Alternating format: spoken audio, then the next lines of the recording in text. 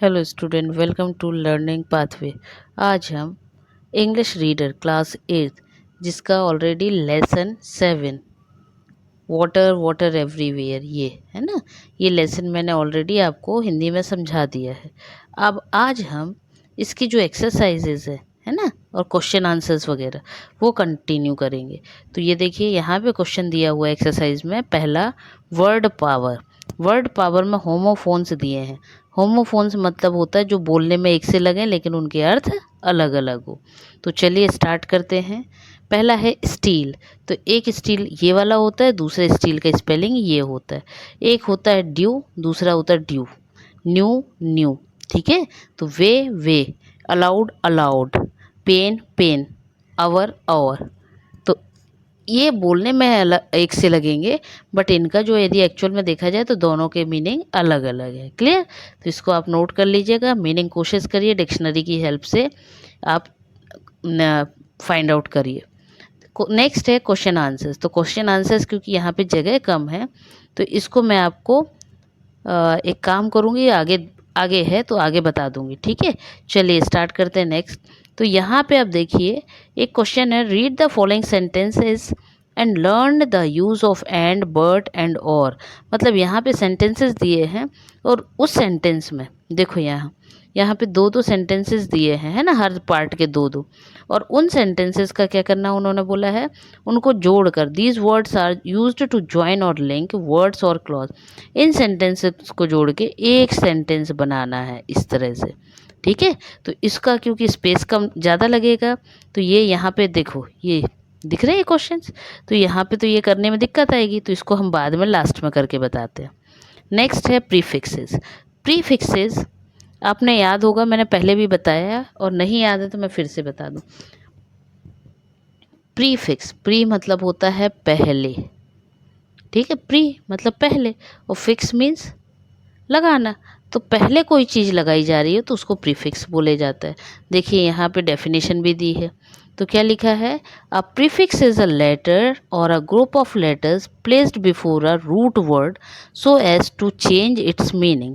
बोले जो main word होते हैं, जो एक्चुअल वर्ड होते हैं, यदि उन वर्ड के आगे कोई चीज़ जोड़ी जाती है, तो जब कुछ जोड़ दिया जाता है, कुछ लेटर्स या ग्रुप ऑफ लेटर्स जोड़ दिए जाते हैं, तो उनका क्या होता है, मीनिंग बदल जाता है ना, अर्थ बदल जाता है, और उसी को प्रीफिक्स कहते हैं। क्लियर? तो चलिए देखते हैं प्रीफिक्सेस कहाँ कौन से आएंगे। तो ये देखिए आपको यहाँ पे दिया हुआ है as a fill in the blanks. तो नंबर 1 है, many driver blank obey the speed restrictions on road. तो ओबे का होता है डिसओबे, तो डिस लग जाएगा। आई हैड टू ब्लैंक, तो री रीड, री रीड मतलब वो होता है फिर से, है ना, अगेन।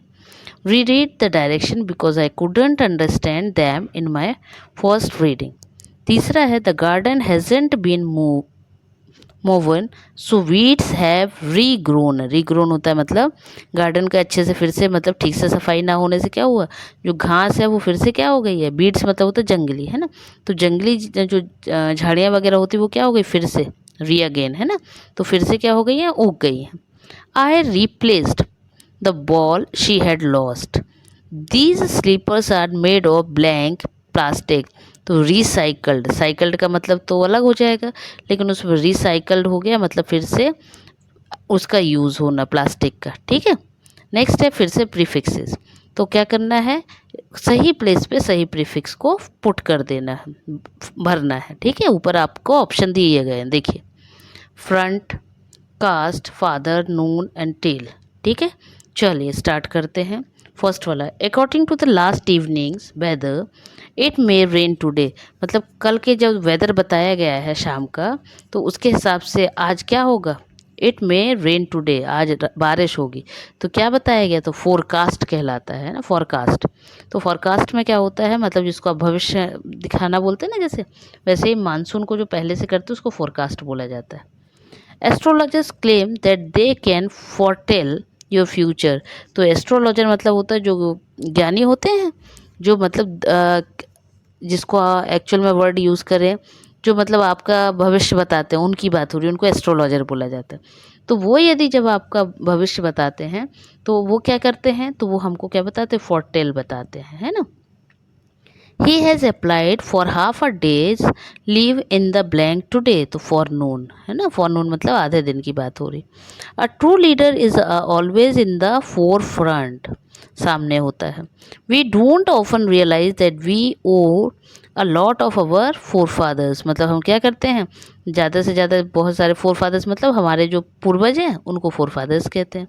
अब यहाँ देखिए, rearrange the following words to make meaningful sentence, तो इसको लास्ट में कर देते हैं क्योंकि स्पेस यहाँ पे जरा से में नहीं बनेगा, ठीक है।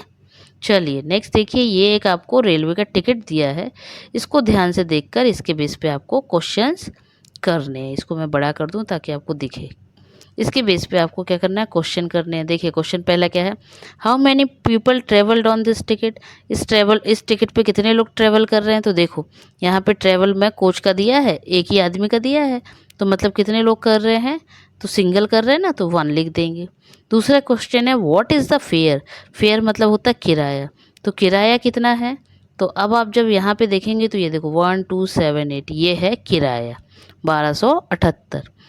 तीसरा देखिए what is the number of the ticket, ticket का नंबर क्या है, तो इसको थोड़ा सा मैं हटाऊंगी तब आपको दिखेगा ये, ठीक है। तो ये जो नंबर डला हुआ है, ये टिकट नंबर ऊपर लिखा भी है, तो ये आपका टिकट नंबर हो जाएगा। क्लियर, क्या 05323173, ठीक है। ये देखो 05323173। नेक्स्ट है where does do he they board the train, train कहाँ से शुरू होने वाली थी, बोर्ड मतलब होता है जहाँ से बैठना हो, तो बोले कहाँ से बैठने वाले थे, तो ये देखो ये लिखा है भोपाल। अब भोपाल से कहाँ तक, तो यहाँ लखनऊ लिखा है ना। तो अब बोर्ड बता दिया कि जहाँ से बैठना है तो Bhopal. Which place was where he they going to, कहाँ जा रहे हैं, तो देखो अभी बोला था, तो कहाँ जा रहे हैं, लखनऊ जा रहे हैं, तो लखनऊ लिख देंगे। Then what is the distance between the two station, दो स्टेशन के बीच में कितना डिस्टेंस है, मतलब दोनों मतलब इन दोनों स्टेशन के बीच में कितना डिस्टेंस है। तो जब आप यहाँ पे देखेंगे, क्योंकि किराया तो उसी के बेस पे होता है ना, तो ये देखो ये लिखा हुआ है किलोमीटर, दिख रहा है, तो 583 583, ये देखो 583 किलोमीटर। तो आई होप ये समझ आ गया होगा, बहुत आसान है, सब आंसर उसी पिक्चर में है।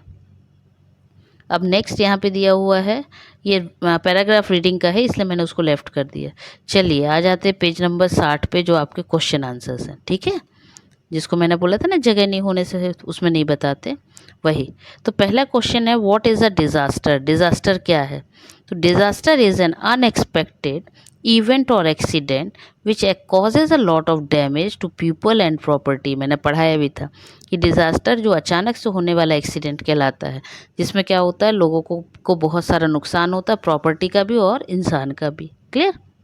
Now second, what are epidemics, epidemics क्या होता है, तो एपिडेमिक मतलब होता है it are infectious disease which spread out over a large population by means of water food and air.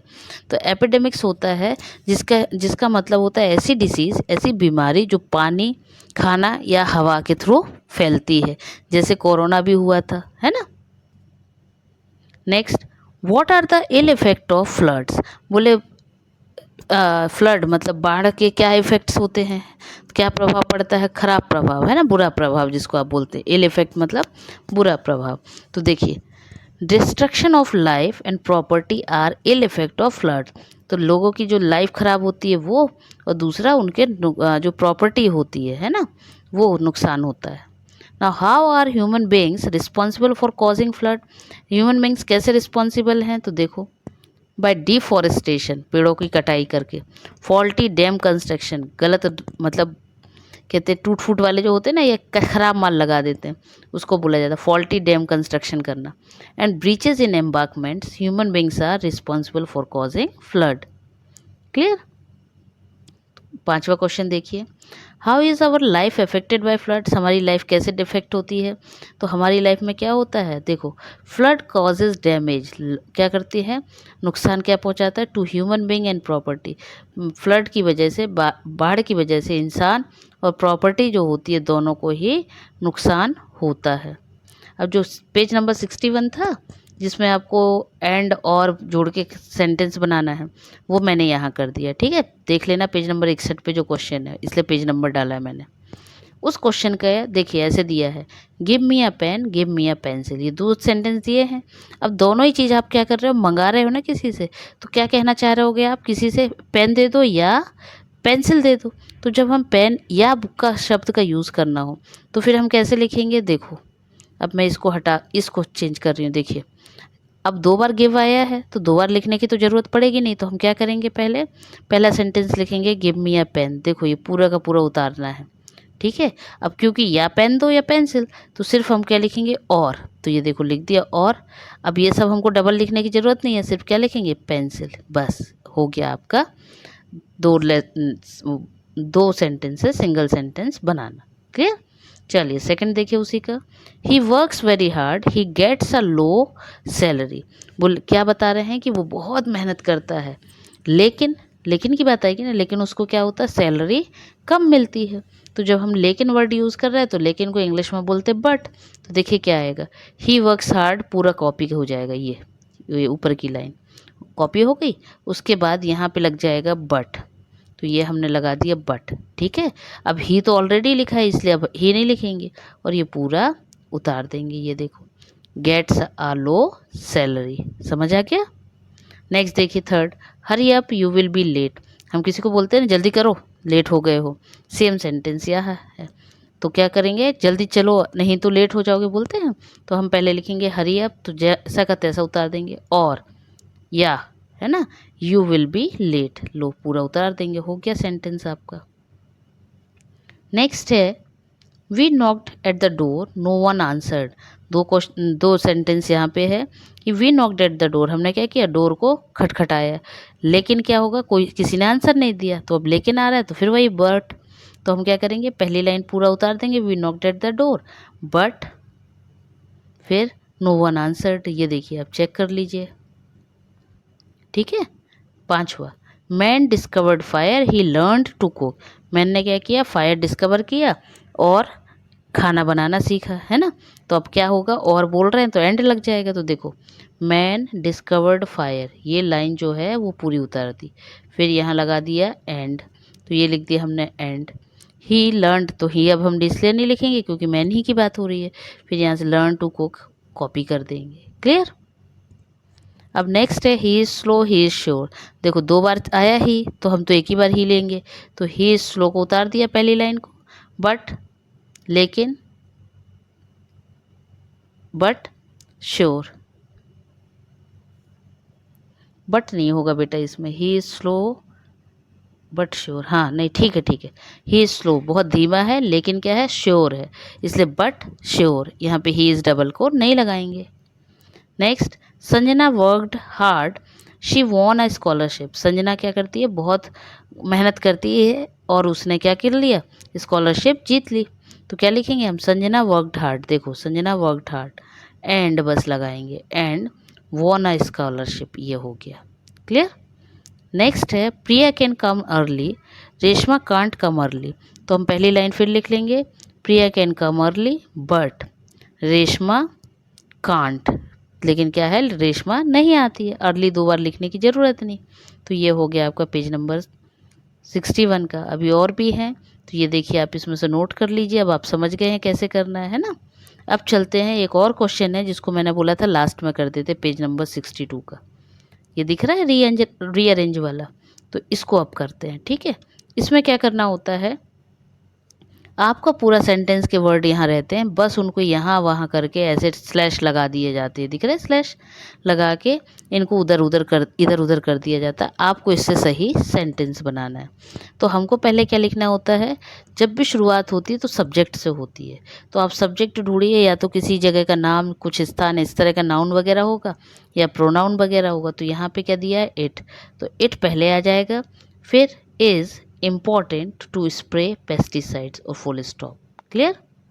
ऐसे ही second, purify to water, use chlorine tablets, तो to purify water use chlorine tablets.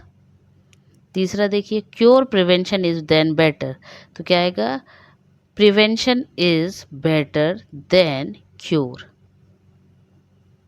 चौथा देखिए, dogs raining cat is it and, तो इसमें क्या आएगा, it is raining cats and dogs. Useful are dams for us for, तो हमको क्या करना है, dams are useful for us, पूरा प्रॉपर सेंटेंस बना देना है। तो ये हो गए पूरे आपके लेसन नंबर 7 की एक्सरसाइजेस, क्वेश्चन आंसर भी, देन आपके जितने भी एक्सरसाइजेज हैं वो भी। अब आपको कहीं भी डाउट है तो कमेंट्स में पूछिए, मैं आपके डाउट्स को क्लियर भी करूँगी। हाँ, कभी ये हो सकता है कि इमीडिएट ना देखूँ, तो जब भी देखूँगी तब मैं आपके कमेंट्स को देखकर आप पर रिप्लाई करूँगी। क्लियर? चलिए, इसको आप कंप्लीट कर लीजिए नेक्स्ट टाइम नेक्स्ट टॉपिक के साथ। तब तक के लिए बाय बाय।